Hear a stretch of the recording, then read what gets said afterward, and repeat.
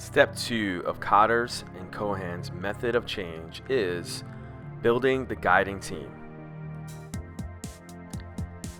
Now that you have amped up their urgency, you will need to build a team to assist you. Simply put, your guiding team is your OSA staff. Cotter and Cohen emphasize to get the right people in place with a trust, emotional commitment, and that they are good team players to get the job done. They add the members of this team must have the following capabilities: relevant knowledge of outside enterprises, credibility, connections within the organization, valid information about the internal workings of the organization, formal authority, leadership skills associated with vision, communication, and motivation within the organization. Boom! The OSA officers and senior NCOs should already possess these capabilities, right? Okay, here is my 2 cents. Unfortunately, this is not always the case, and this reality is a common problem during Step 2. Often, individuals in key positions in the OSA don't do their job or foster improvement, and nobody wants to confront the issue. Cotter and Cohen suggest pushing these people out, which means firing them. In the OSA, this option isn't always available, especially concerning a section lead. Therefore, your leadership approach or technique will be tested because you will need your section leads to get on board to make the change stick. Referring back to Step 1, you should increase the urgency for change with section leads first. Get them emotionally committed. Okay, moving on. While building your team, you should pull in as many as relevant members as possible. What I mean is you should tap into your flight's informal leaders. I define informal leaders as individuals who are competent, not in formal leadership roles, and are very popular within the flight.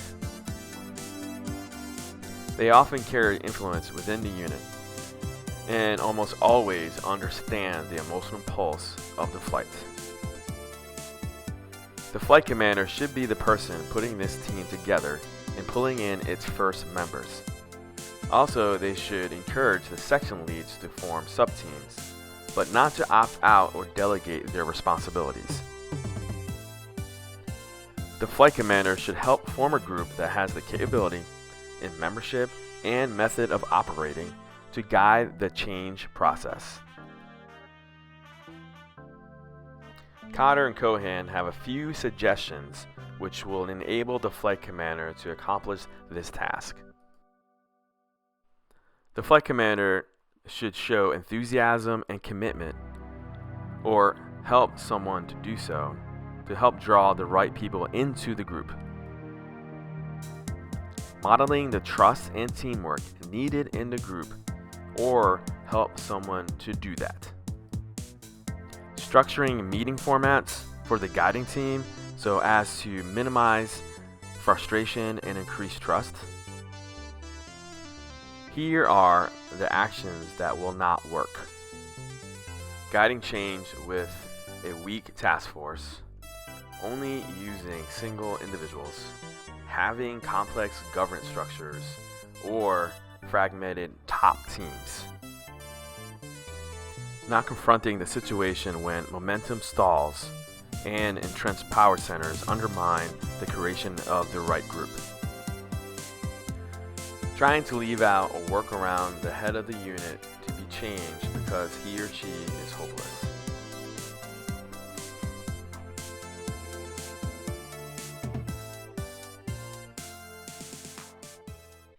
Step 3 of Cotter and Cohen's method of change is get the vision right.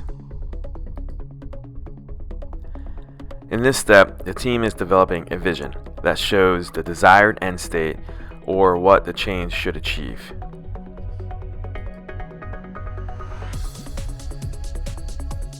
There are 4 elements in this step that facilitate action: budget, plans, strategies, and visions. The budget is how you're going to fund the change. Plans specify step by step of how to implement a strategy. A strategy shows how to achieve a vision. A vision shows an end state where all the plans and strategies will eventually take you. The team should endeavor to create a compelling vision that appeals to members of the unit and motivate everyone. Okay, here are my 2 cents. These elements are a great guide to develop a vision, but they don't have to come together in this sequence. Sometimes the end state is already known from the onset, and you know what needs to be changed. Therefore, you can run these elements in a different order. Maybe you start with the end state, move to develop the strategy, which informs the plan that determines the funds required to create a compelling vision.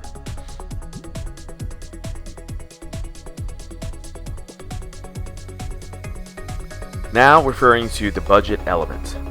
Funds are not always attainable. I recommend having your team inventory available resources. Resources may include existing computer programs, backup equipment, or searching for individuals who have unknown skill sets.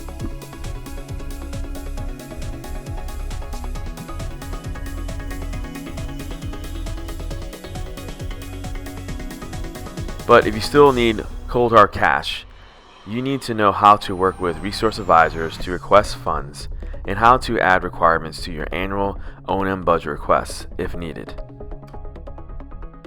I recommend reviewing Andy Miller's article titled, "What's Money Got to Do with It?" on the 13 Mic Debrief webpage to supplement the formal training on the topic. The link will be in the comments of this video. In this step, I recommend developing a timeline for the desired change to occur and compare it to other projects or events happening within the flight. Then determine the proper time to start implementing the change. Funds availability could be a contributing factor in determining your timeline. This deconfliction will aid you from task saturating the flight. Also, I recommend establishing milestones and goals that are in concert with the strategy. These milestones will set the stage for creating short-term wins.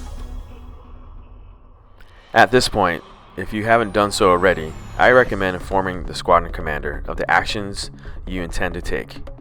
I would emphasize that you and your flight have identified an item, policy, procedure, or cultural problem within the flight that needs to be changed. Then present your plan, strategy, desired end state, and the resources you need to make the change happen. This encounter can be an opportunity for you to request funds from the squadron. Okay, back to Cotter and Cohan. They have an additional suggestions that would enable you to accomplish this step. Brainstorming to see literally possible futures. Developing visions that are so clear that they can be articulated in 1 minute or written up on 1 page. Creating visions that are moving, such as commitment to serving people. Strategies that are bold enough to make a bold vision a reality. Paying careful attention to the strategic question of how quickly to introduce change.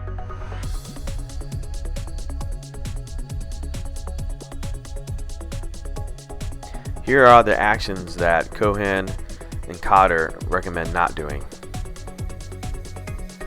Assuming that linear or logical plans and budgets alone can adequately guide behavior when you're trying to leap into the future.